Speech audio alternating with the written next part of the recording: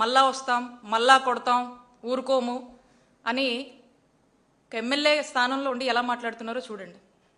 నేను చెప్తా ఉన్నా, మాధవ్ గారు గుంటూరులో మీ పార్టీలో మీ పరిస్థితి ఏంటో అక్కడ ఉన్న వాళ్ళందరినీ ఎవరిని అడిగినా చెప్తారు, అందరూ అనుకుంటూ ఉంటారు.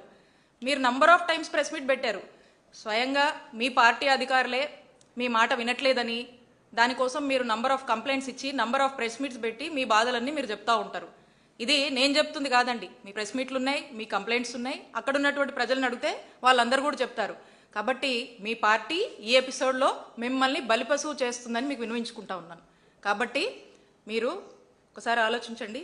రేప్ అనేది ఒకటి ఉంటుంది, కొత్తగా ఎమ్మెల్యేగా అయ్యారు పాపం, కాబట్టి రేప్ అనేది ఒకటి ఉంటుంది.